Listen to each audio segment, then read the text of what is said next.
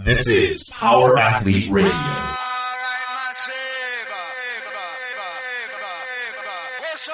With your hosts, Denny K, Professor Booty, and the Luke Summers. And now, toes forward, hips locked, shoulders set, and retract those scapulars. It's time for some knowledge bombs.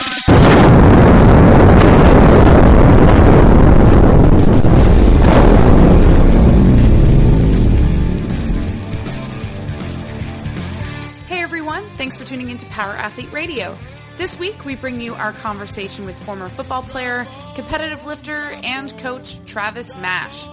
Over the past 20 years, Travis has dedicated his life to working with various sport athletes, and currently, he is coached to many high-level lifters, both at his North Carolina facility and abroad. The chat kicks off with some topical football news, and then Travis discusses his journey from field sports to weightlifting. John and Travis spend much of the discussion trading stories about the challenges and discoveries of playing football at a high level. Eventually, the two switch gears to Louie Simmons. Travis candidly discloses what he feels makes the training at Westside Barbell one of the most unique in the world. Coach Mash has more than a few stories to illustrate just how the hard work of a hopeful teenager can amount to greatness. Although most would say he's been a blessing to nearly all the athletes he's worked with, he maintains that it is he who is fortunate to have the opportunity to make dreams come true. Here's episode 125. What's happening, Power Athlete Nation? Welcome to another episode of Power Athlete Radio. The team's been assembled. You've seen the sign. What you thought was the lunar eclipse was really John's shadow on the moon when he was walking out to his car the other night. We got a great show for you. We got me, this is Denny. We got Tex, Luke, and John. And our guest today is Travis Mash, strength guru, power lifter, soon-to-be author. Shit, Travis, what else? I mean, You coached Bledsoe for a while. You coached John North for a while. I mean, shit. Yeah. You're a stud. Well, I mean, I've had some good lifters. You know, a lot of that just happens to be, right place at the right time. I mean, really. Yeah. So, but I've had some great lifters, and so blessed to have them all. Yeah. Well, I appreciate you taking the time to join us on the show. You know what, guys? Let's start with some football talk. And the reason I say that is because here in Chicago, yesterday, Power Athlete defensive end Jared Allen got traded to Carolina. Week 3, man gets traded. Yes. It was, I have to say, like, I don't know what to think about that. At first, I was like, man, should he be insulted? No, and then dude, it was good. I'll tell you. It's a better team, right? Yeah, but I mean, a team with a better record. A team that's coached by Ron Rivera, Chico Rivera, who happened to play for arguably the greatest defense to ever step foot on an NFL field, the 1985 Chicago Bears. Well, you also know Ron Rivera is a Cal Bear and was my linebackers coach at the Philadelphia Eagles, and I know Ron real well. And but I'll tell you, for Jared, it was kind of a death sentence when they brought in the new coach because they went to a 3-4 defense, and he, they're wanting him to play a stand-up outside backer, which is not really his deal. I mean, he went from potentially setting a sack record. What do you have, 5.5 sacks last year? So it really was just a kind of a shitty transition for him. So the fact that he gets to go back to a 4-3 defense and he gets to go play for a defense-oriented coach and he gets the fuck out of Chicago, which anybody that watched that game the other night, like, I mean. But does that mean anything, though? Because, I mean, Green plays a 3-4 defense, but it doesn't mean they play it every single down, right? If you take a look at, like, the backer they have, I mean, their outside rush backer is Clay Matthews, who now, guys are injured and they went back to a 43 last night and they're allowing him to play actually a real backer. And you have the commentating crew on Monday Night Football, I don't think could have got Clay Matthews' dick in their mouth. Well, as often as they did. They were double sausage. No doubt. Oh my God! John Gruden's got a big. Dude, Gruden usually doesn't fucking pull that, but I mean, Gruden was like balls, shaft, it was unreal. 2 D's, 1 mouth. Rodgers. It was unreal, Matthews, dude. When they put up the media of like him going to 5 Pro Bowls and the other Green Bay Packers that went to 5 Pro Bowls, and they were like, this guy would have started on the Super Bowl #1. He's cut of the same. I mean, he's a good player. I mean, don't get me wrong, like he is, but like I mean, it's the only time I've heard it as bad is when J.J. Watt's playing, and they're like, oh my God. J.J. Watt's on the sideline drinking water. You think the other team was intimidated that J.J. Watt was on the sideline drinking water? You think that's why they threw the incomplete pass? You're like, Jesus, this is unbelievable, dude. So it's kind of like if you remember the movie Armageddon. Yes. So instead of like Bruce Willis and his crew, do you think they're going to send the Packers in the event that a meteor is coming? Save the world. Well, I don't know. I know you guys aren't really a big fan of the Pitch Perfect movies, like I am. I've seen Pitch Perfect but 2. Pitch Perfect 2 had the Packers in it. Did. My daughters love that movie. Okay, your daughters. So John is air quoting right now. Yeah. No, my daughters big fans of Pitch Perfect because of the singing. So we got Pitch Perfect 2, and I'm watching it, and those guys were in that movie. And that guy is, he's a great player, and he plays for a great team, and he's doing well. And it was painful for me to watch Kansas City last night, especially because the right guard that was playing was wearing 76. I saw that. And he was so bad that my agent, who I haven't spoken to in like a couple of years, texts me, and he's like, "This is fucking painful for me." He's like, "Do you want to make a comeback? I can fucking probably get you a job tomorrow." And I was like, "Go fuck yourself." Yeah. It was and then I thought about it, and I was like, "What's the veteran minimum for me?" Okay, I'll do it. No. It was bad, and we're going back to the show. Oh, dude, it'd be great. I'd just be like, you see me getting interviewed with like the Power Athlete radio hat on. I'm like, great advertising. John, do it for the content. I wish I had known you guys when I was playing. I mean, we would have had a way better entourage with you guys than with the other idiots I was rolling with at the time. Your boy Jared Allen, though, he's going to be down there. One of my best friends is their strength coach. Coach, you guys know Joe Ken. Yeah, he got NFL Strength Coach of the Year 2 times in a row, but he's a great dude. And so he trains when he's home. He trains at my gym, so he's in good hands. Yeah, we met Joe Ken at when we went out to the Elite FTS deal. Dave Tate and Mark Watts invited us out, and I went out with Tex and Bobby and those cats out to Columbus, and I got to hear Joe and those guys get to speak. It was the first time I'd ever met him, but it was cool. As we started rapping, we realized we knew a lot of people, and he was I guess Ron Rivera had been treating him real well, and so we just knew a lot of the same people, and it was pretty funny when he started asking me about how I kind of came up, and some of the guys I trained with, like everybody I mentioned, he would just like kind of like close his eyes and shake his head. He's like, "No, really?" I'm like, "Yeah." So I mean, like I started powerlifting when I was like 14 years old for this old guy named George Zangus, who invented the marathon super suits and the wraps, and we talked about George numerous times. And so he was like, and like all the old powerlifters knew George in marathon and like had used his stuff. So he was like, dude, I was like, he lived in our town, he lived down the street, and that's where I trained. And then, went to Cal, and then I played for Todd Rice, who was a big Olympic lifting guy, and just kind of had some pretty good coaches out there. So it's always cool to meet people and kind of connect on that level. No doubt. Marathon, when I was coming up, it was like on its way out, but everyone knew that it was the best stuff. Like really, it's better than Inzer, it's better than Titan, it's better than everybody, but the guy just, kind of stopped, I guess. But what happened to George was kind of, I think happens to a lot of successful guys. They like kind of get to this kind of like big peak and everything's kind of crushing it. And I don't think he could pivot the market, or he saw the way it was coming. I mean, he was kind of old school where it was kind of brick and mortar locations and like mail order. Yeah. And like all of a sudden, I think like those guys were kind of used to this. Hey, I'm going to advertise in a local health food store, and and then I'll go sponsor some bodybuilding or some powerlifting stuff. And I just don't think he could like pivot the market at the point at which it changed. Because I remember when the internet started, he was like, man, I don't think this internet thing's going to be real big. I'm like, you don't think? And I swear to God, it was 1994.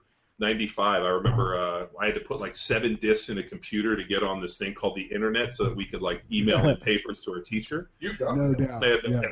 And I remember like there was like message boards and like things and like there was numbers you could call and buy things, and it was kind of starting, and I was like, man, I think this internet thing is going to be pretty big. Like I bet you one day you'll be able to get on there and buy things. And he's like, I just don't see it. I just don't think it'll ever replace person-to-person contact. And I was like, well, they seem to like it at college. He's like, yeah, it's a fad. So yeah, people don't give a shit about person-to-person. Yeah. No, well, Travis, you sound a lot like me, where if you wanted to train or you wanted to meet somebody or you wanted to do something, you actually went out and did it. And now it's like, and we've talked about this for years. It's like, if there's somebody or something you need to know, you need to go out and meet the person. Sitting from the fucking comfort of your basement, of your mom's basement, reading message boards and being a fucking keyboard warrior is never gets you very far. So it's like, that's what was cool with George, and that we got a lot of history and a lot of good information. I remember he used to just take us to dinner on Friday night, and just tell us stories. I remember he was a Thompson powerlifting coach, and talking about like Frank Zane used to come train with all their powerlifters, and he used to refer to Zane as the chemist. And so just some of the good stories he would tell us about those guys were pretty good. So yeah, Travis, what can you talk a little bit about like your history, kind of like your journey, how you started, and how you got to where you're at now? Well, I mean, I played football at Appalachian State University, and our strength coach, gosh, man, that guy was far and above. At the time, this was in early 91 to 95 is when I played. But Coach Mike Kent, he's now with University of Florida.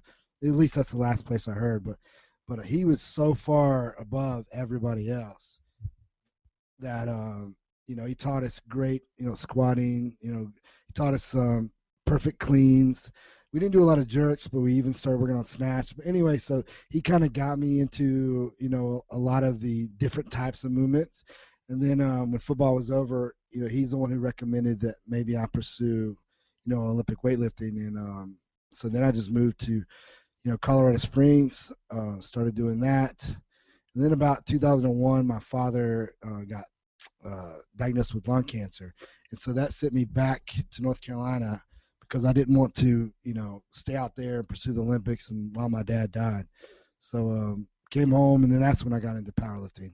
And really self-taught, if anybody coached me, I guess you would say it was Louis Simmons. He helped me a little bit. But really, we just had a good crew here in North Carolina, and that's how it worked out.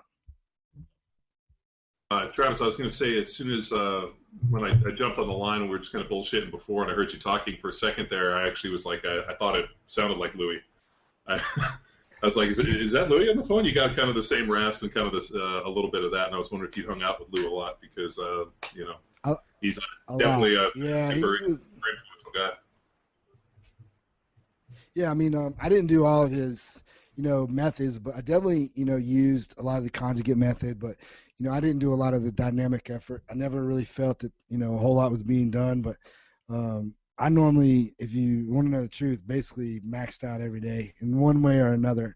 There was really no science. I would do their dynamic effort, but that would always turn into go heavy as hell, so.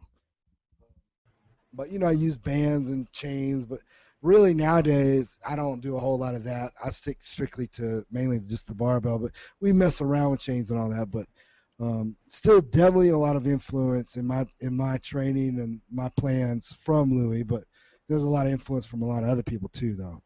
Sure. With the have you found like we obviously played a lot with the chains, the bands. I think people get romanced with them a little bit. And, I know we went out to Westside. Those guys were straight up into the bands, and that's all they really ever did. And I always found a lot more benefit out of the chain stuff just because as the chains kind of clanked down, it would kind of pull the bar out of position. And so you always had to kind of really fight for position. And but at the end of the day, and it's interesting. I mean, every week you read somebody, whether they're, pro band or they're shitting on accommodating resistance, it kind of goes back and forth. But the one thing that I really found, and it was interesting when I told this to Louis, he kind of looked at me a little crazy, was I was like, I never really found that much benefit from the band as a non-geared lifter, but I'll tell you what it really taught me was compensatory acceleration. It taught me how to keep accelerating the bar past the mechanical advantage. And Louis kind of scoffed at it a little bit, and then I became buddies with Fred Hatfield, and I actually brought that up to Fred, and Fred was like, he was like, I couldn't agree with you more. He's like, the bands at Kame Resistance teach an athlete how to accelerate past mechanical advantage better than anything we've ever done. He goes, I preached it for years for compensatory acceleration, and he goes, it was, high-level athletes could understand it, but it was really hard for the average person too. No, I totally get it. Yeah. Yeah, and he's like, so I know when I started incorporating that into my own training when I was playing in the NFL, it taught me really how to accelerate into that, I guess you could say the last 30, 40 degrees, like on a punch, or looking to explode, or trying to be able to get full extension as you hit somebody, like that ability to kind of keep that extension.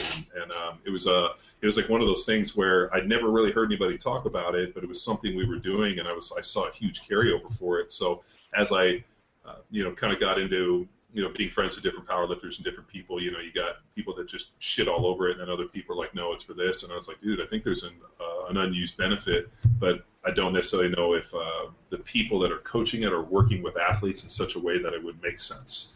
That's all we talk about. Yeah, totally. So there seems to be like a big disconnect in strength conditioning, and dude, you're probably actually the perfect person to talk to about this, whereas I attack it from the idea of how do I increase performance so that we can do something better on the field, whether it's in these kind of non-repetitive type sports like football. Whereas I think most people, when they think of strength conditioning, they look at things like, hey, I'm going to go to powerlifting, I'm going to go to Olympic lifting. That's kind of repetitive nature sports for non-repetitive athletes, and that's can be good, but it also can be bad because if you start talking to a guy who his only job is to basically put his feet in the ground and do a closed chain exercise and just go vertical squat up and down. And then you start talking to him about, hey, I have a job or I have a sport that forces me to move my feet all the time. Is there enough carryover? So that's something that we kind of wrestle back with, try to hammer through people that, if you want to talk about athletic training, you probably have to do some form of athletic training. No doubt, and I hate when people say I'm going to do a powerlifting strength conditioning program. I'm going to use West Side to train football, or I'm going to do Olympic weightlifting, or I'm going to do strongman. It's a combination, like you said. Yeah, it's football is a very diverse sport. You're doing all kinds of elements. You're moving. You're going to be in all the different planes, transverse, sagittal, and you're going to be doing so many different stuff. So why do one thing? But it's all good. It's about taking the good and leaving the bad of all these different elements that you're exposed to. I mean, even hanging out with Zach Evanesh over the weekend, some of his odd object stuff. I mean, that's great for football because really that's more what football is like. You don't have a barbell that you're moving. You have this human being that's trying not to let you move him. So it's, there's a lot of different ways to get an athlete in great shape. But yeah, using the bands for compensatory acceleration is exactly the reason I would do it, and that's the same reason I do, weightlifting is you're teaching people acceleration, so power production. Yeah, that ability to, can you generate force, and then more importantly, can you take, and dude, this is like the riddle of the Sphinx, which has been so interesting for me, the last bunch of years we've been doing this. Watching people that are very talented in the weight room and then having no carryover onto the field, or watching guys that have zero talent and no real, great, I guess, affinity for the weight room that are extremely talented on the field. So a big thing I always talk about is if you can be the best coach in the world, you can be the fucking smartest person on the planet in terms of how to design programming, but at the end of the day, if your athlete can't translate what you're doing, off the field, on the field, then effectively it was kind of a failure. And I think that to me is the proving ground. Was your athlete successful? If you go in and you work with a football player, and all of a sudden, you have this $1 million idea. I'm going to do all this. It's going to work, and then you put him out there and he goes down to training camp and gets his fucking ass beat. No doubt. Yes, I totally agree with you. And if you're a strength coach and you're not talking about mindset goal setting, or even like my man Dan John talks about arousal and intention. If you're not talking about those things while the athlete is in the weight room, then you're doing them an injustice. If all you're talking about is like, oh, let's try to get your clean, to 350, or let's try to get your squat to 600, you're not training them to be a great athlete. It's those other categories I just talked about that are much more important. Like, why are you doing what you're doing? How are you feeling when you do a deadlift? Well, that should be how you're feeling when it's 4th and 1 in the fourth quarter. Like, relating some of the things you're doing to what they're doing on the field and constantly reminding them. I mean, that's all we can do. And at the end of the day, whether all you can do is make that human being a better athlete. And then it's up to them and their, the sport coach actually to make them great football players. But, strength coaches can only make them better athletes, Travis, could you talk about some of your approaches or methods to training that mentality with some of your youth athletes who may not get that experience from older brothers or sport coaches? Well, number one, all my athletes are going to do a massive goal setting session. It's going to probably go through several days of like detailing what they're talking about. So like, say 7th grade, they come to me and they tell me I want to play in the NFL. I'm the strength coach that says that's the most awesome thing I've ever heard. So then I'm going to talk to them and say, well, what does it take? And then I'm going to say, who's your favorite player? And then I'm going to say, now go research exactly the steps that guy took to get there. So then they come back and they show me the research, and then we're going to take those steps and apply it to that athlete's life. And then throughout their career with me, they're going to constantly be reminded. So like, let's say that they miss a day, then I'm going to say, look, you told me that you wanted to play, for the Baltimore Ravens or whatever, and like your actions are not, are not matching your goals. So that would be one big way, is that to know and to map out, and for them to actually start to see. Talking is great. Like, I'm all about the big dreams, but like the actions you're going to take throughout that high school career, that's going to be what's important. So that's the first step, is goal setting. And then mindset is, I think our jobs as strength coaches is to simply be a daily shift of paradigm. So it's like, if an athlete, is telling me, hey, I'm trying to, I just want to make the team on the varsity, field, then I'm going to be like, why do you just want to make the team? Let's start, so like, starting to shift those paradigms is so important, as strength coaches, is to shift it up, keep shifting up. Because some athletes don't get that at home, man. Their dads and their moms are telling them, hey, you suck. And so our job is to shift that up. And then, third is like, as they're doing certain movements, relate and tell them why you're doing it. I teach most of my athletes, when they leave me, could literally be strength coaches in a college, because I've taught them. And taught them, here's why you do this, here's why we squat, here's why we go deep, here's range of motion, here's the studies. And so I'm relating what they're doing to what they're doing on the field, and so it starts to be much more of a mind-body connection. Does that make sense? Completely. I believe that connection is lost. I've worked in a lot of gyms and wide range of coaches from high school to college, and I don't see that paradigm shift that you're talking about, or that attempt at connection. They're just obsessed with reps, sets, numbers, percentages, and periodization when, you've got to develop them mentally as well. Yeah, who gives a shit about that, man? I mean, I'm trying to make them better football players. And, a lot of things, I think a huge mistake that strength conditioning coaches in America get caught up in are numbers themselves. That my athlete lifted this much, ran this fast. I'm like, yeah, but your athlete sucks on the field, so it doesn't matter. My athlete will beat your athlete's ass on and off the field. So, what are you doing? What is your goal? To make them a weightlifter? I mean, then you're doing a great job. But if it's to get them to play college football, you're doing a piss poor job.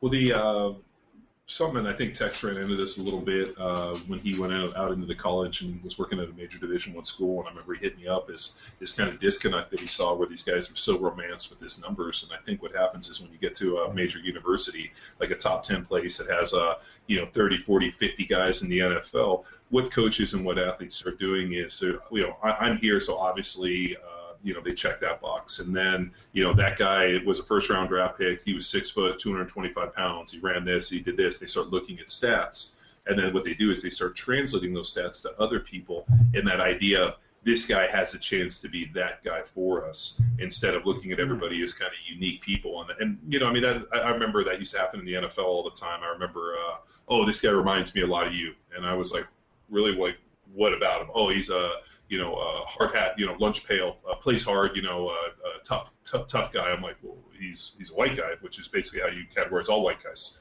All white guys in the NFL playing offensive line are like hard hat, lunch pail, comes to work every day, hard worker, this. And I'm like, come on, dude.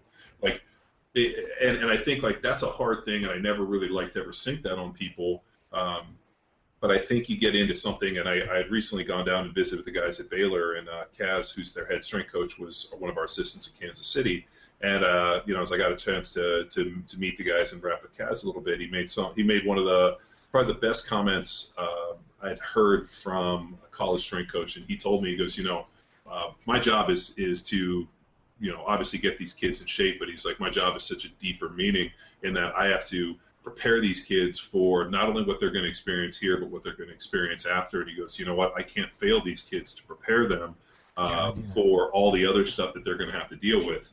And he's like, big part of my job is, they come in here and train, but he's like, they got school, they got girls, they got, boosters, they got all these other key factors, everything else, potentially playing the NFL, 99% of other things, they got that 1%, which is what we do in here. And he's like, I got to be able to prepare these kids, and I got to be able to be that guy who's not kissing their ass and riding them down and prepare them for what's ahead. And, no doubt. Such a fucking contrast from, the other coach who just wants to know how many reps that guy got, this, and this. And I was really pretty impressed with Kaz and the program Baylor's put together. And there's a reason those guys are doing so good because, they were not only, we got up on a Friday and I conditioned with those guys at 6 a.m. And, dude, those guys were putting forth effort that I was impressed with. And I was like, I think these guys can be pretty good. They've actually turned out to be pretty good. I mean, man, like, numbers, like, are so irrelevant to me. Obviously you want your guy to be prepared for what he's about to do on the field. So, if he's benching 135 and he's a defensive lineman, he's probably in trouble. But, like, you got, like, one of my best athletes, his name's Cade Carney, who just committed to Wake Forest University. He got recruited by a lot of universities, but it's Wake Forest is a great school, and it's here near us, but so he chose them. But this kid got Hey, Coach, not to cut you off, but how many, just for our listeners, which is something that I always mark as a coach, how many guys have you helped get scholarships? Oh my God, I don't know, like a lot. Like triple digits? Yeah, probably somewhere between double and triple, easily. Yeah. It's fucking awesome. I don't know. It's we run into coaches all the time that tell me about, oh, this kid could do this, and this, and I had one guy come to us and was like, oh yeah, this kid's gonna be a beast. He's going, and I think the kid was like 16. He's like, yeah, he's gonna go full time into CrossFit, and he's got all these numbers. And I looked at him, I was like, full time into CrossFit. I was like, that's great. I mean, if he was gonna try to win the games, but like that kid potentially could get a scholarship somewhere. And the fact that like you're not telling him this, you're fucking that kid over. I'm like, dude. Yeah. The ability to get a scholarship and like go to school and have all your school paid for. I mean, I was fairly intelligent and I got decent grades, but there was no fucking way I was getting into Berkeley. The valedictorian of my high school didn't get into Berkeley, and I got to go play there. And they paid for my school and that opportunity to go. So thank you for that. I mean, that should be the mark of every person that's training kids at some point of that development level to help them kind of attain and get to that next level. So continue. Wake Forest. Well, I mean, you just brought me to another story that's even better, but I'll finish this quickly. But Cade, he's the Nike Spark, the Spark combines, the football combines, but he got the third best in America. But it wasn't because that just was what he did. We didn't like train for that, for the Nike combine, but this kid just over time did it. But like, he can squat, yes, 450, but let me tell you, here's the thing, is that I've never maxed him out. So he's a running back too. He's a white running back, believe it or not. But he's 210 pounds. He can squat well below parallel, 450 pounds. But I've never maxed him because, why get him any stronger? Is it worth yeah, I know he could do 500, but I'm not going to put it on his back, Well, why? Well, and also the time, and this is something too that I figured out a little, once I was in the NFL, that there was a acceptable level of strength. There was a level of strength that I needed to reach, maintain, and get back to. And it was it was kind of a perfect thing. It was like a 500 bench, 600-pound squat, and I'd pull 585 for a set of 10 on the RDL. And if I could do 20 plus pull-ups, and if I could do 10 pull-ups with 90 pounds between my waist, and I had all of these different training goals that my whole off season was built getting back to those. And if I got back to them early, then you know what? Then what I needed to do was just be able to continue to train at that level, but I needed to be able to put more focus. And then I knew it was pretty much time to retire when all of a sudden I was like a week after or a couple weeks out from training camp, and I was like, oh shit, I'm nowhere near those numbers. Probably time for me to let this thing go, when I couldn't get back to the level, which is that. I so agree. There's what coaches have got to realize. There's an optimal level, and you need to know that as coaches is what's optimal. And then, anything past that, you're not going to get any more. It's not going to make him any faster. It's not going to make him any better on the field. It's not going to, make him safer. So all you're doing now is the risk doesn't outweigh the reward. So don't do it. I've never maxed him on clean. He's done a 340 clean. I don't go any heavier because he's in high school. There's gonna be plenty of time. So I'm just trying to make him healthy. Do well, and we did it. And so that's what I'm. I think it was either Zadaskorsky's book or Super Training, but there was an analogy in there about shot putters. And they basically came to the conclusion that a 200-kilo bench was most optimal for those guys showing an 18-pound shot. And the amount of time and effort and work and loss of flexibility and strength and all the extra effort that they put to get those guys up to a 500-pound bench, a 235-kilo bench, actually deterred from their ability to accelerate, and they actually threw worse. So it was figured out that for the 18-pound shot, that about a 200-kilo, 440-pound bench was most optimal in terms of rate of force development, power, and speed, and then all this kind of key factors. And I remember reading that and realizing oh shit, that applies, at least in football, that applied universal to what I did, and the time and work that it took me to push my squat up. Because I did it when I was early in my career. I had this idea that I was gonna. I think I benched 525 for a triple.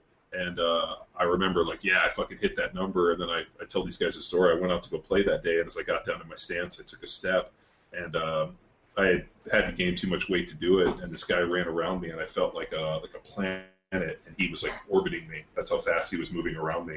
And I had this fucking realization that when I was too big, and the time that it took me to do that kind of fucked me over a little bit. So I dieted down, lost a little bit of strength, and ended up playing at a higher level. So it's yeah.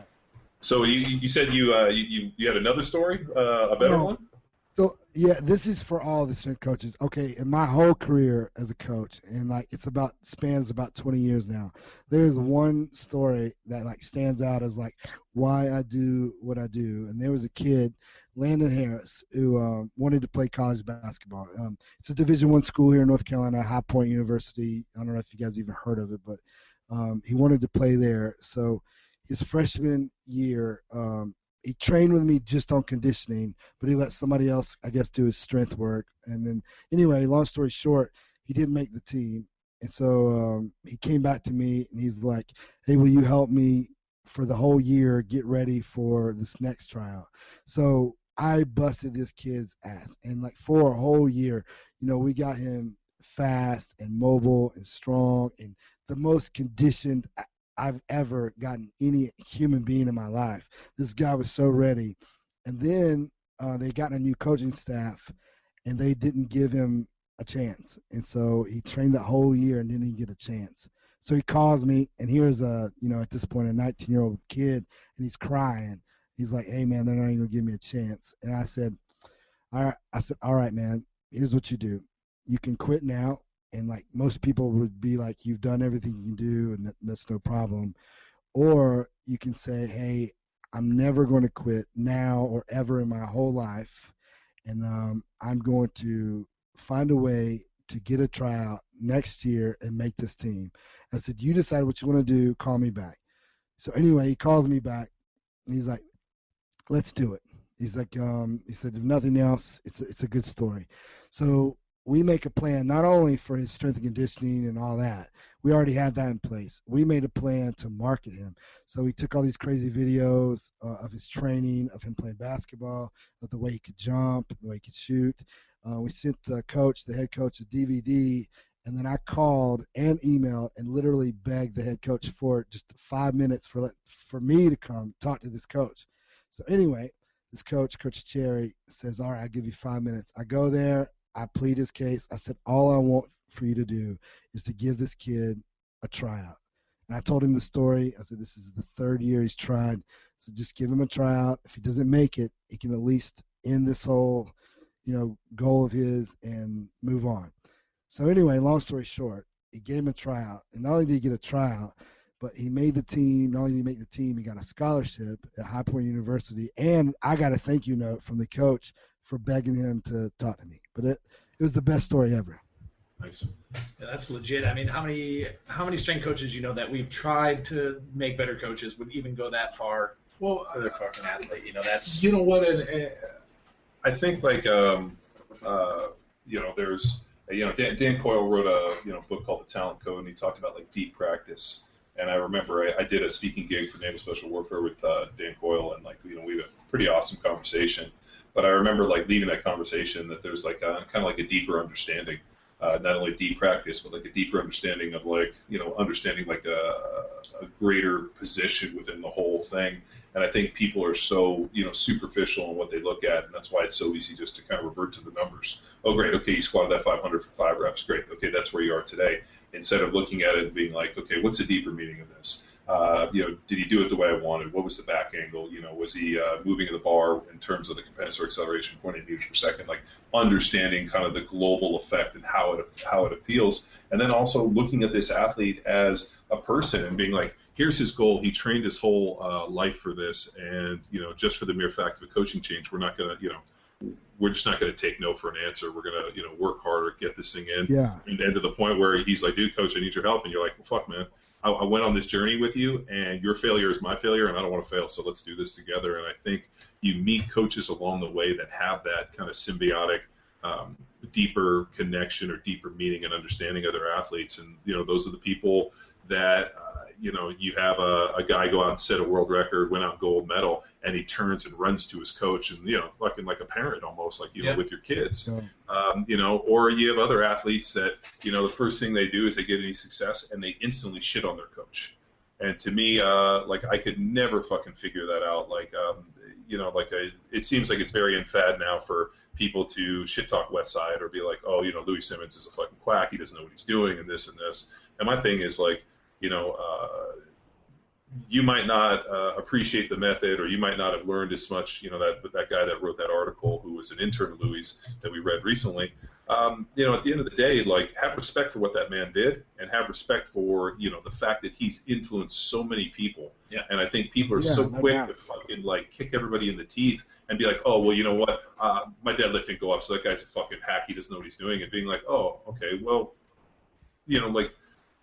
take a fucking step back, pull your fucking head out of your ass, and start understanding the fucking position of people, and more importantly, respect the people that have gone in for you. And the fact that this guy went in and I remember sitting with Louis and him explaining his method and where it came from and how he did it, and I thought to myself, this is some beautiful mind shit. It doesn't make a lot of fucking sense. If you look at it from kind of an idea, but in the context in which it's worked. And I asked Louis, well, what about this? What about this? And you kind of start going, and he makes kind of changes based on need, oh, you're a football player, I want you to do this and this. I mean, the guy's such a wealth of information that it kind of fucking kills me a little bit where, people are so quick to fuck it. But it's the internet age where it's fuck you. It's like Dr. Dre, man. He invented this gangster shit. No, that was Ice Cube. That was Ice Cube. Yeah. Ice Cube. I invented this gangster shit, and this is the motherfucking thanks I get. Yeah. No, man, the people hating on Louis Simmons, if you really listen to that guy and research that guy, and you didn't use something he talked about to get stronger, maybe you suck. That is a home run, and I remember talking, it was so hilarious. I remember talking with Louis about it, we were rapping about training football players, and I was like, well, Louis, would you do max effort and dynamic as you do it? And he'd be like, no, I wouldn't do it. And I'm like, why? He's like, well, I would add more rep maxes. And so I was like, so rep maxes? He's like, yeah, rep maxes. But then we talked about the speed work, and he's like, for the conditioning, and he kind of like there was so much gold in terms of just hanging out with them, like going to meals. Like I think we ate like 17 meals in a row with Louis. Like it was like breakfast, lunch, and dinner for fucking a week or 2 weeks, and like just the information, and like to the point where like I brought a guy with me, Nate, and I had him bring a fucking pad of pencil and paper, and I was like, write down everything he says, and we go in the car and I read it back, and he's like, honestly, dude, I don't even, I can't. My pencil melted. Like, yeah, he's like, dude, if anybody knows Louis just talks, but it just the amount of knowledge. I mean, there were so many things that like I remember Louis and I were rapping, and I was like, well, like, what do you think for back health and back strength? And he's like, oh, reverse hypers. He's talking about the volume, and he's like, we found this really interesting thing that we got from the Finns was the sled dragging. And he's like, we found that dragging a sled is great for this, and he talked about it. And then, like, fast forward like 5 years, we're on a podcast with Stu McGill, and I asked Stu, I'm like, what's the single best thing you can do to ensure back health and make sure your athletes stay strong? And kind of went through this. He's like, drag a sled. I'm like, you mean like a sled? Like, well, yeah. He's like, yeah, a tow sled. And he went into all the mechanics, and it was so interesting that two people from Stu obviously, a degree just working with nothing but back injury, and Louis working in terms of his lab with, which is purely observational, even though he has people gone and, done studies. But what's amazing about Lou is people will do studies, and the studies will come out is exactly as Louis knew them will, based off of his fucking power of observation and having seen thousands of athletes do this stuff. And I just remember, just that little analogy, I was like, this fucking. So I mean, if I ever get stuck or I have a question, I usually call up Louis, and he'll usually give me an idea or send a book or do this. Hey, try this, and it's always gold. So yeah, I get defensive when people fucking badmouth him. Me too. He's always helped me. I remember I was at a meet to see. This was like 2003, and I got beat, but it was pretty obvious that there was a group. Oh man, I just thought some of y'all are from Chicago, but the Ernie France crew, they were definitely getting a few calls, and I was like so mad. And Louis Simmons said, "Look, man," he's like, "why don't you just get way stronger and squat way deeper, and then you don't got to worry about it?" And I'm like, "Well, that makes sense." So then the next year. Yeah, I was like, the next year I just came back and easily beat them all, but it was just Louis calmed me. He was always there, because if you fast forward a year later, when I broke my first all-time world record, he's standing right behind me, and I remember when the video came out, like I didn't even realize that he was right there, watching me. Anyway, I love the guy. Like I would never say anything bad. Do I agree with everything he says? No, but I don't agree with anybody, like everything anybody says, so. You can. There's a. Go ahead. I think there's a rule where if you're in a powerlifting meet and Louis calls you up, the judges won't fucking red light you. Is that it? Yeah. Like I remember one of the guys was like, it was pretty funny. He's like, yeah. I kept getting some fucking bad calls, and so I asked Lou, hey Lou, call me up. And so Louis went up there and him back, ah! And he screamed it up. He's like, man, I fucking blasted that thing up. And he goes, I looked over, and it was fucking three good lights. And he's like, man, the judge probably didn't want to have fucking Louis go sideways on him. So he's like, that was the secret to his deal. You got to have Lou call you up. I was like, I love it. Say what you want, but he is still the granddaddy of powerlifting, man. Like, at least 60% of the people doing powerlifting right now would never have heard about it if it wasn't for that guy. So you can hate on him all you like, but until you're able to influence 60% of the sport to do it, then you got to shut your mouth. Well, we were at the Elite FTS deal with that Mark Watts put off for strength coaches, and the head guy for I can't remember his name for the Arizona Cardinals, Buddy Morris. Which is. Yeah, Buddy Morris basically gets up and says, I was a college strength coach, I did this and this, and, had this massive pedigree, and he takes a trip out to Westside and basically comes home after listening to Louis speak and present and, talk about his case, and shit-canned everything that he knew and implemented a pure Westside program and, mixed with Charlie France kind of speed stuff, where, basically you don't run in the no man's land, which is interesting and for us because as most people, their strength is really built in that 75 to 85 even 90%, and but yet running like for Charlie Francis and for those fucking fast guys, if you run in that no man's land, you're fucking slow. So it was pretty interesting that he and he got up and gave a pretty solid presentation about how he kind of melted these two programs. But I mean, there's a guy who's a professional strength coach, worked with hundreds of NFL players, and was considered one of the top guys in the game. That went to hung with Lou and fucking threw it out. And so you got to have a little bit of respect and realize, like, fuck, man, that's pretty solid. If a guy of this caliber will understand it. I mean, you think about how many people have used some version of Louis' program, whether or not they fucking repackage it, rename it, or do whatever. The idea of, hey, I want to lift heavy and I want to move the weight as fast as possible. Fucking, that's great carryover. Well, you look at when Jared Allen goes to Carolina, like, Joe Ken has the tier system, but you will definitely see within the tier system a tons of West Side influence. And, like, arguably Joe Ken is the best, NFL strength coach in the country or in the world, I guess you would say. And he is influenced majorly by Louis, and you talk to him, he loves Louis Simmons, and he loves the Tendo units, all that stuff. Like, he is West Side big time. Sure. Travis, what would you like if you had to label like the West Side system? How would you do that? Just like in your opinion, John would have his own opinion of it, but I kind of feel like some people just, the general population probably thinks the West Side system is just max effort, dynamic effort, repetition method. And I think they could easily assume that every power lifter at Louis' gym right now would go in and do those exact same things. And that's a false assumption, isn't it? Yeah. Could you talk a little bit about that? Here's what you can guarantee the West Side method is like, I'm not saying this is all of it, but I'm saying these are guarantees, is that there will be the conjugate method will be there, meaning they will use lots of variations, different bars, different, bands, chains, they'll be taking the bench, the squat, the deadlift, and they'll be doing lots of variations. That will be present. The other thing that will be present will be an unbelievable culture. When you go there, like, people are not there to be average. People are there to be the best in the world. So that one method, having a culture that refuses anything other than greatness, that is huge. And that's what's not talked about enough. And that's what, at my gym, that's exactly the same culture that we're going for. And then 3 will be, Louis Simmons will find your weakness, will target it, and bring it up. And then therefore we all know that, like, if you have weak hamstrings or you have weak whatever, if you bring that up, guess what? You just got stronger. So those 3 things are guaranteed present. I think you hit on something pretty good about the environment.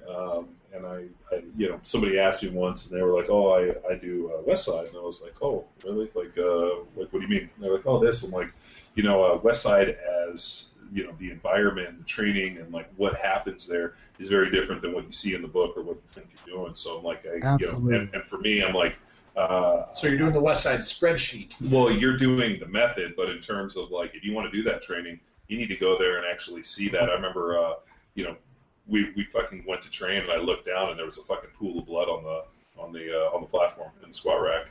And earlier some guys had fucking nose had exploded, and literally like, just don't step in that. I'm like, all right, well, there's a big pool of blood. I'm just gonna fucking keep going. Like it is a it reminded me of either a prison yard or an NFL weight room. And kind of a mix of the two, but it's a lot of big, strong fucking dudes who are highly aggressive, pissed off, competitive, and it's really a place that doesn't cultivate or really accept weakness. So the whole like, I'm not really feeling it today. I think I'm just gonna do some cardio. Doesn't fucking suffice. And those guys, I mean, but I mean that's the culture that they live in. I mean, we've had Tom Incledon on the podcast, and Tom used to train with Dave Tate and those guys, and there was a story about a guy getting in a car wreck. And he was going to be late. He fucking literally just left the car and walked to the gym. I remember hearing this. I mean, because like those guys weren't fucking late. Like the amount of abuse that they would take and like punishment for being late. The guy fucking wrecked his car and just left it. Was like, I'll fucking worry about the workout. Yeah, when you go there, dude, you have totally sold out. Like your soul now belongs to Louis Simmons, and you're everything in life, it means you're going to be the best power lifter that the world has ever heard of, and like, or you're going to die trying. And that's just the way, that's what's up, So, I mean, what do you think about this? About the big switch now? Like, I mean, about 5 or 6, 7 years ago, it was kind of geared powerlifting, and now it's like you got like fucking these guys that are basically raw lifters that are squatting and doing numbers that are, before like were only reserved Lily Bridges. Right. Well, oh my God, dude! I just watched him squat like 515 for a double, or that Russian cat squatted 1040, 1060, and paused in the hole with it. And what's crazy is these guys are hitting numbers in the squat and deadlift that are, multiply gear lifter numbers. And the only thing you'll never see is you're probably never going to see a guy bench fucking 1,000 pounds raw. But I mean, a 660. I mean, Eric Spada, 700 plus pounds. So where do you think the big switch came, and more importantly, what do you think is driving it?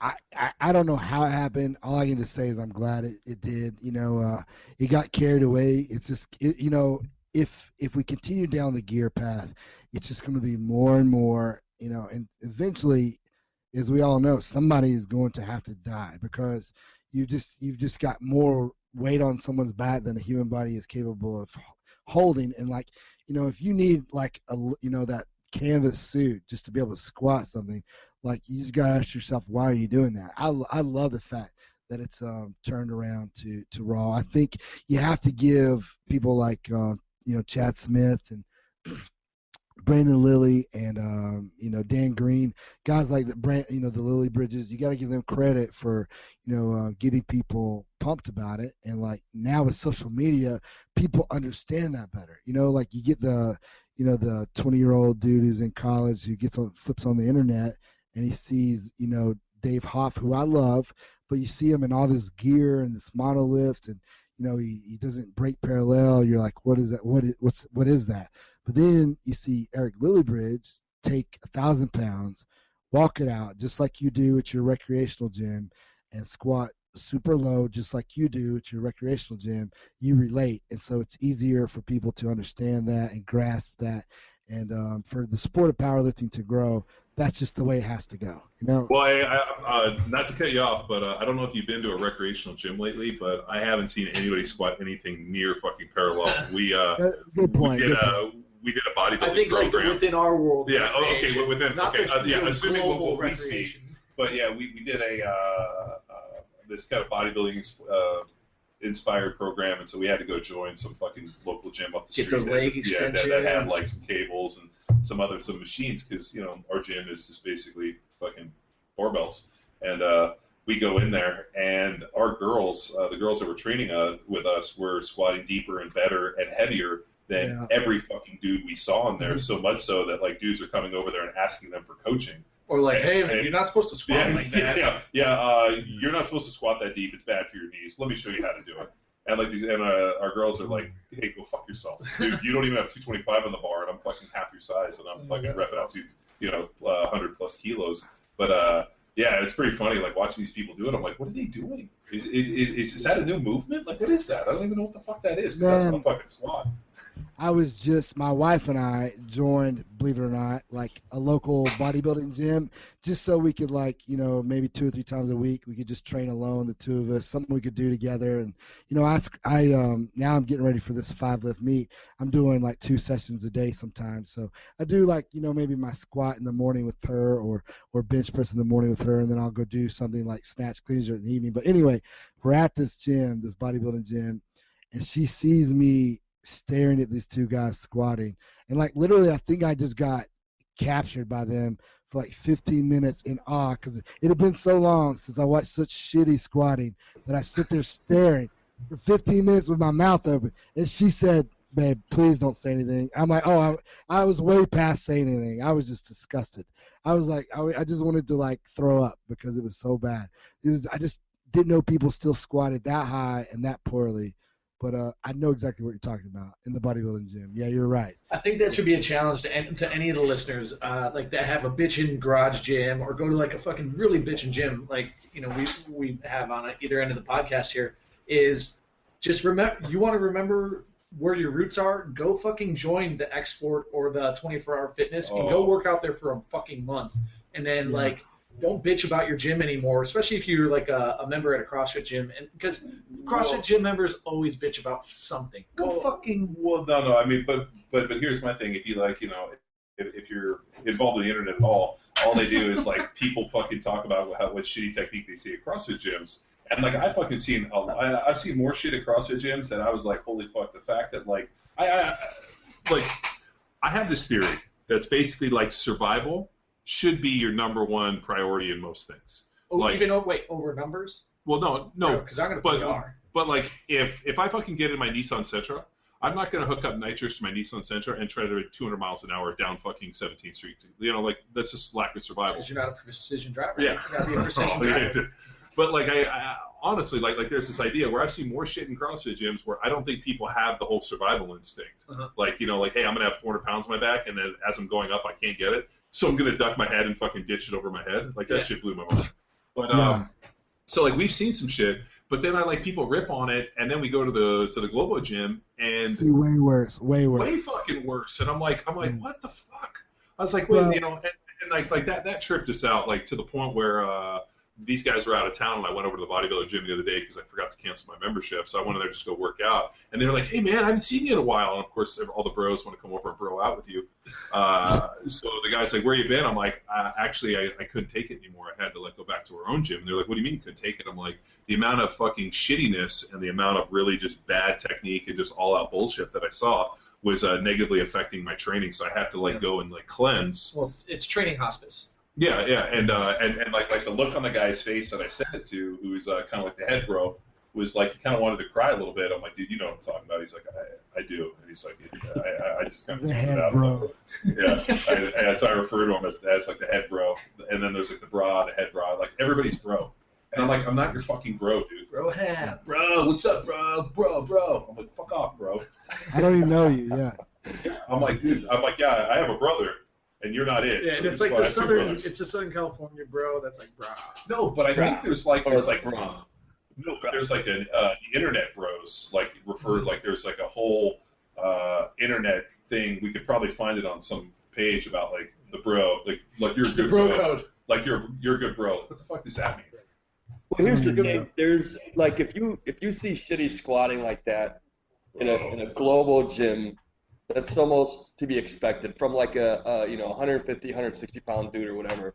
But there was a video that was put out of Phil Heath. Phil Heath, right? That's the current Mr. Olympia. Yeah. He was doing like, I don't know, like 20 RMs back squat, and he was like in that window of like almost full hip extension and just above parallel. And that's how he repped them out. And of course, I had to scroll down and see, you know, everybody's like, that's not below parallel. This is shitty squatting. And then there's people that are like, well, it's time under tension. You know, he's training differently. And yeah, dude, like I didn't know really what to justify. You know what I mean? I mean, he's fucking Phil Heath, right? I mean, he's the Mr. Olympia. There's like a whole like and I kind of picked this up from some of the high level bodybuilder guys. They do certain movements to like target certain parts, like their idea of like, hey, I'm not going to hit parallel, but I'm not going to lock it out. I'm going to stay like right in that fucking zone. What if that was bad? Right? Remember the DeMarco Ware video that was out there where it was like, what is that, a power clean, and people shit all over him, and I think it was Texas like, yeah, but he's $1 million, you know, he's $1 million. He's not an Olympic lifter, and the fact that the dude was fucking basically upright rowing and using the fucking 350. knurling. Yeah, and he fucking banged it out. It looked like dog shit. But at the end of the day, like, you know, are we really paying DeMarco Ware his ability to fucking power clean? No, we're paying that dude to rush the fucking passer. Rip some heads off. Yeah, and rip some heads. So, like, you know, like, and then, you know, people could rip on Phil Heath, but that dude steps on stage and wins the Olympia for a couple times and is fucking jacked beyond jacked. It's like, you know, it's tough to argue with results. Whereas I look at the dude who's 165 pounds, barely squatting 135 with shitty technique. Completely different story, right? Yeah.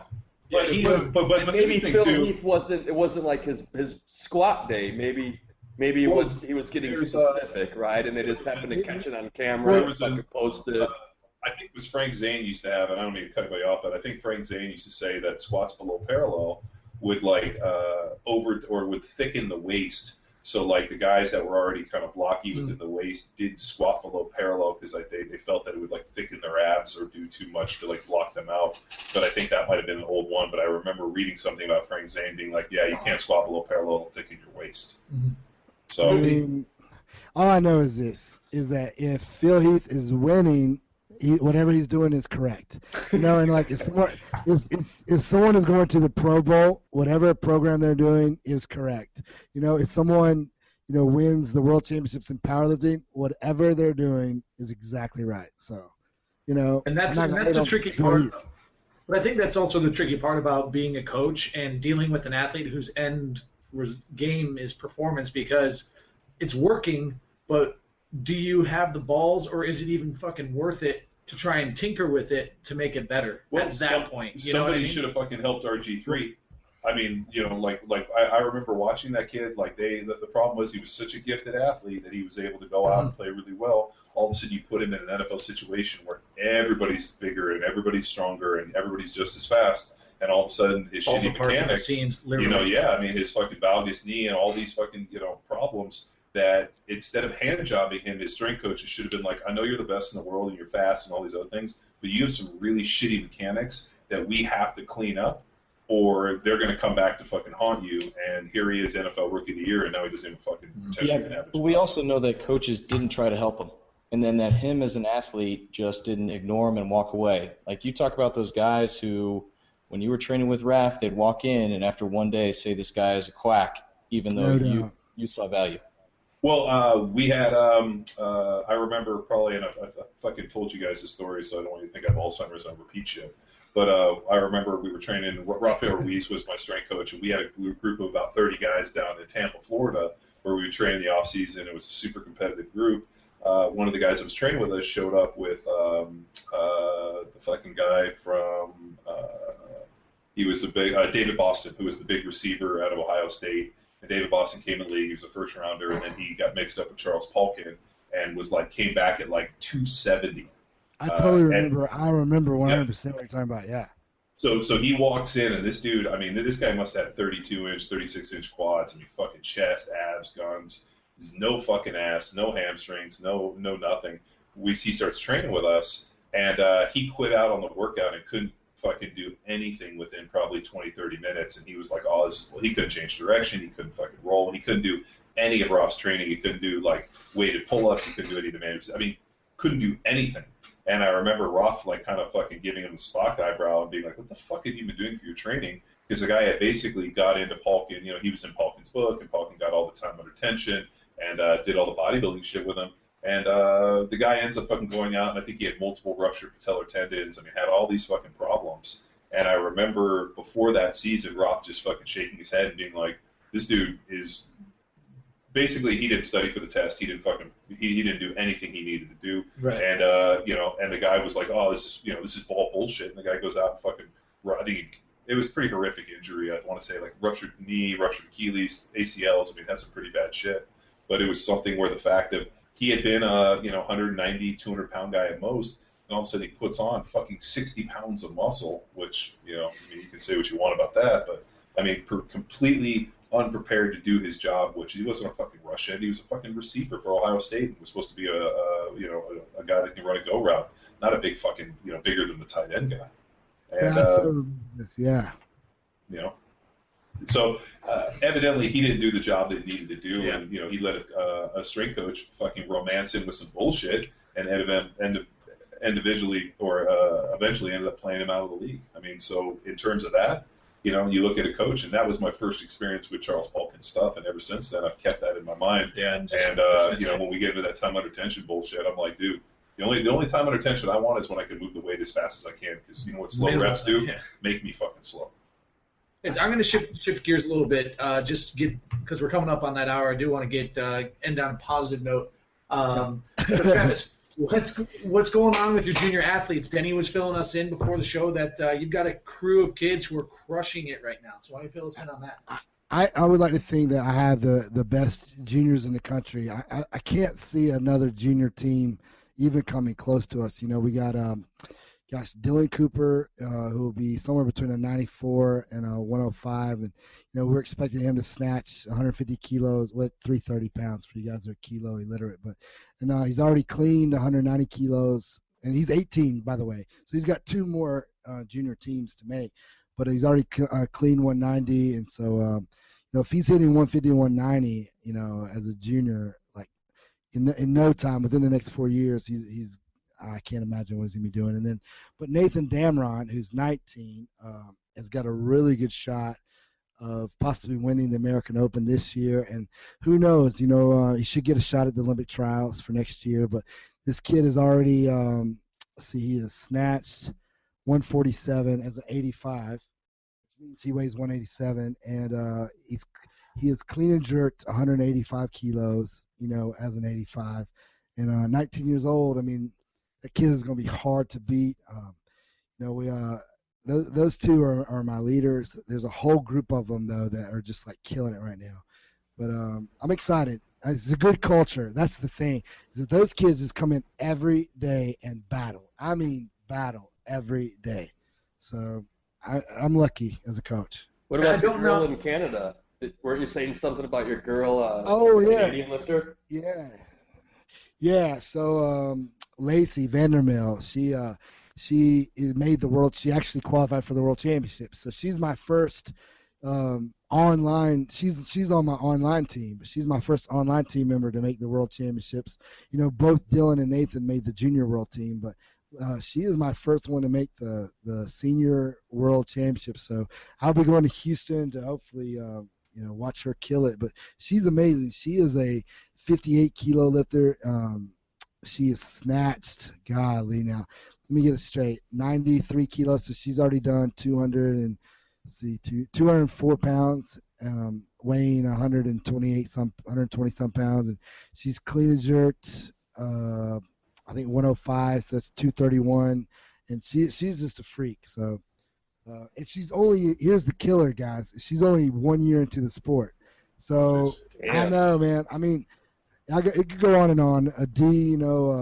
Zucker that I coached, I mean, she's amazing. I mean, I'm just blessed. I mean, plus, the cool thing is I've only really been doing full-time weightlifting coaching for about 2.5 years, so I'm excited to have so many great athletes. So, Travis, let me ask you this, and this isn't meant to be like a knock or a bash, but, I mean, these kids seem like they're extremely powerful and capable and coachable athletes. Why aren't they playing field sports? Like, what brought them into weightlifting? Was it by chance, or how'd they find you? No, they had already chosen weightlifting. So, like, Nathan moved from Kansas, St. Louis area to work with me. Dylan was living in Raleigh, and so he trained with me on and off all through high school. But they just didn't, now believe me, as a football guy, I've already been over the fact that how well I think they could do in football, but it's just they choose the sport of weightlifting, and so, here's what I do, guys.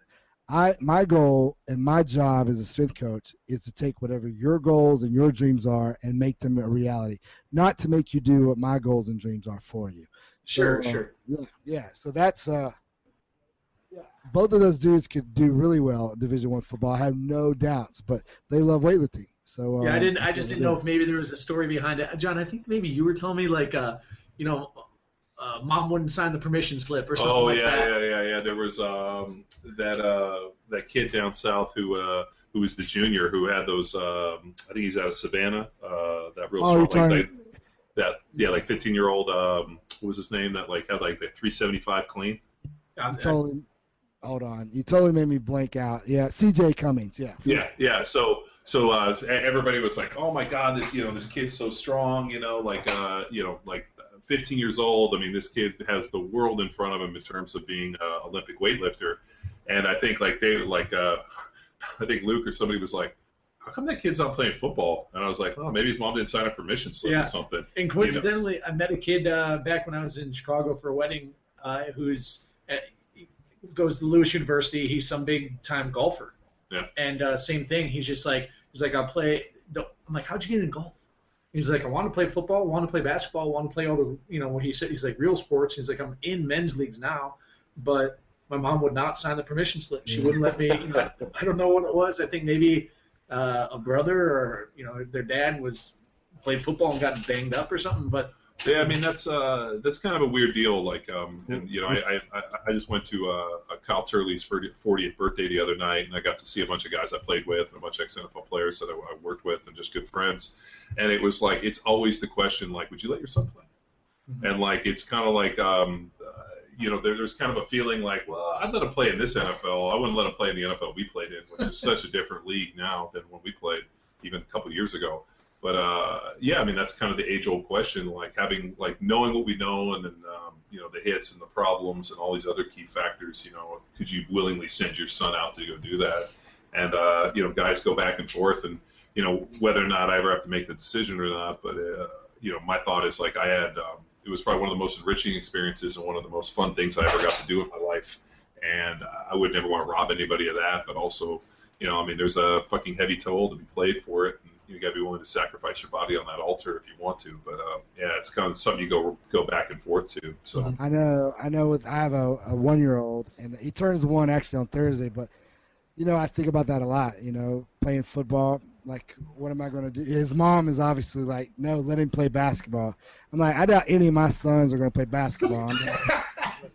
but I would definitely let him, but I would just prepare him for what, is, in store for him and what it's going to be like.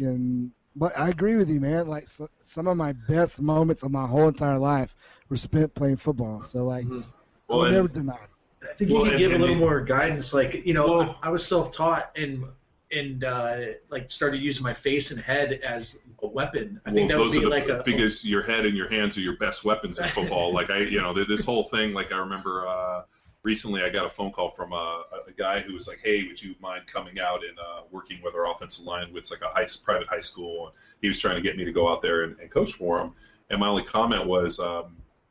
The skill set that I developed and allowed me to be successful in the NFL isn't a skill set that you're going to want to teach your kids, and more importantly, that I'm going to want to teach them. Mm-hmm. And he's like, well, what do you mean? I'm like, well, the way that we were taught to play and what I cultivated was, this fucking, we used to joke and call it either a Prefontaine or like the fucking Tyson method, where it was like, I'm going to abuse this person so bad that they're going to give up, and I'm going to use my head to fucking go through theirs, and I'm going to beat their body up, and eventually I'm going to hit you enough times to where you quit.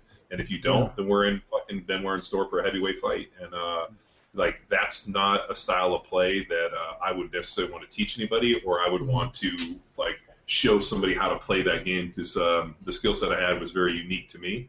And they're just that's not it's not something that's needed or wanted these days. So I just kind of declined on it. And I'm like, we'll do it from the other side and help you with the strength and conditioning. But it's and Travis, you played as well, so it's kind of this thing where everything, like some of my best moments, but all the good things that I learned in this world, like were obviously come from your family and how you kind of grow up, but like were reinforced in some of the best lessons I ever learned were playing football. And I can think back. I mean, you guys hear me all the time. And you guys will ask me a question, I'll be like, all right, what did my college football coach say? Or more importantly, like, what did I learn? It's just by being around the people and playing in that environment, and like all these key factors are just help shape a lot of things and allows you to have a greater perspective. So I don't know if I'd want to deny my kid that, but in the same right, it's fucking hard, man. You watch him go out and take those hits, and you're like, ooh. But I also think, I mean, I remember pretty early on there was a deal where I realized that like every play you're either the hammer or the nail, and as long as I'm the hammer more than the nail, I'll be okay. And I remember specifically the ones where I wasn't the fucking hammer and I was the nail. Those are the ones that hurt me. And you start kind of going back on this, and you're like, oh fuck. I know, I know that the hardest hit I ever made playing football was I hit somebody, and I killed them, but I got up to celebrate, and then I fell down. Like I rocked myself. Like I was so dizzy, I got up and was like cheering, and then I just like fell down because I didn't have my balance. My equilibrium had been thrown off so much. So like, I look back and think, oh, that's awesome. But now thinking about my son doing that, I'm like, oh, that's not cool at all. But I don't know. Yeah. I remember one of the worst hits I took. We had a play where our coach wanted us to basically reverse hit people, which is actually against the rules now. But, I'm playing tackle, 3 technique. You basically throw your head in front, and then you throw your back hip, and you basically roll them up. And, it's a block designed to basically fucking blow a knee out. So my coach we come out, he's like, hey, I want to run the outside play, and I want you to reverse hip this fucking guy. I want him out of the game. And I was like, oh, fuck, all right, here we go. So I throw my head in front, and the dude literally had his outside leg back. So when he came forward, he kneed me straight in the fucking side of the head. And all I remember was throwing my head to this day, and I remember he kneed me, and I don't remember anything from the rest of the game. And I proceeded, and I remember the next day in film, because I came out after, I'm like, I didn't fucking know anything. Like, I was fucked up. And I remember the next day we're watching film, and I played for a whole quarter after that play. I literally got up, went back to the huddle, fucking went out and played, and have no recollection of the game, nothing. How'd you do? I played pretty well. And it's on autopilot. And this is something you rehearse the plays so many times. Mm-hmm. You're in these situations over so many years that, I could have told you what my name was. I didn't know where I was. I don't even remember it. But I guarantee I didn't fucking lose an assignment, and I did not. I mean, just because you're so used to, instinct, but it's also resorting to the level of your training. Yeah, I mean, that's all it is. I mean, I worked pretty extensively with guys from Naval Special Warfare, and I remember my buddy Dave, made a good friend of our show and fellow power athlete, made a comment once, and he said, when live bullets start happening, grenades are going off, nobody ever avails themselves and becomes somebody that they weren't before that. You're not all of a sudden the guy that you knew was a bitch, all of a sudden is going to tear his shirt off and go charging over the hill like fucking Rambo. And he's like, nobody ever fucking nobody ever rises to the occasion when shit happens. Everybody just falls down to exactly who you knew to be, who they are in their training. And it was one of those statements, and I was like, fuck, that's so true. And it's same with playing football. We go out in these fucking stressful situations and this, and I remember looking to have to depend on a guy to fucking do something and being like, well, he didn't do it in practice. How the fuck are we going to get him to do it when the lights are on? Sure enough, the guy would go out there and shit the bed and being like, if you can't fucking, and it's just so true. Very few people ever rise to the occasion. You just follow the level of your training, and it's all right, so what do you do? Just fucking ramp up the training and make the training fucking way worse. So by the time you get to the game, it looks like a fucking joyride. Mm-hmm. Agreed. Something about that CJ Cummings, just, I know we're running short on time, but he actually was considered one of the better football players in the state of South Carolina. And then he made the personal decision to just do weightlifting, which, I don't really understand that. I don't know, but that's the decision he made. I guess, he's probably going to make the Olympics as a 16-year-old next year. Yeah, I mean, represent your country versus represent your high school. I mean, shit. That's not. Yeah, but easy choice. Yeah, but there's a lot of money to be left on the table. I mean, think about this, and I said it earlier in the podcast. I mean, dude, I had good grades in high school, and I fucking got good SAT, and I had all that, and there was still no fucking way I was getting into Berkeley. Yeah. And I remember, dude, I sat next to the valedictorian at my high school, who in English class, who was fucking livid because Berkeley was their number one choice, and she's like, I fucking can't believe. I'm like, well, you should have fucking played football, bitch. But you know what? I got a chance to go there. They paid for all my school. I was able to get fucking multiple degree and get out. And I got to I didn't know I was going to play in the NFL just because I didn't know anybody that played in the NFL. So how the fuck am I going to do it? But I was getting ready to go to law school. And then I got sidetracked for a decade in the NFL and got a chance to do a super cool job, and it's making a whole lot more money than you would being a lawyer, Yeah, and you know what, and but for him, he gets a chance to go do that. But in terms of his ability, and I can't say it it would be if I could go back and do something, it'd be amazing to represent your country and potentially to have a chance to win a medal. But that's one opportunity in 4 years. Yeah. When you get to go play football, you get to do 17 games. You get to it's so much more battlefield play. Listen. I know you're talking about the in season and how great it was, but we all know what you mean. In the off season. Whoa! Yeah, these guys are tell me how good it was. I'm like, it was good. I can't say we didn't have a wonderful time. But hey, I know we're a little bit over here, Travis. I want to give you a chance. I think it's such a gift for our listeners to meet a like-minded individual. What else? Where can they learn more? Where can they get more? You have so much shit going on. Give us a plug or two. What do you want people to look at? Oh, just go to mashelite.com and sign up for the newsletter, and you follow me on Instagram at MashElite Performance. You do those two things, and you'll learn everything. Roger that. All right, do it, people. Don't not do it. If you know what I'm saying. Yeah, please do. All right, guys. Good show. Denny, thanks. Travis, thanks. Text we dropped off a couple minutes ago, but this is another one for the record books, man. A good one. Thanks, guys. Awesome. Thanks a lot, Travis. Drop on, drop on. Kick the wheels right. Now it's time for you to empower your performance. Want to learn more about Coach Travis Mash and his facility? Head over to www.mashelite.com and read all about his training style and testimonials from some of the best weightlifters in the nation. Tune in next week when we welcome Andy Stump. His goal is to set 4 world records in one jump for his effort titled Man on a Mission. All proceeds go to the Navy SEAL Foundation. Until next time, bye!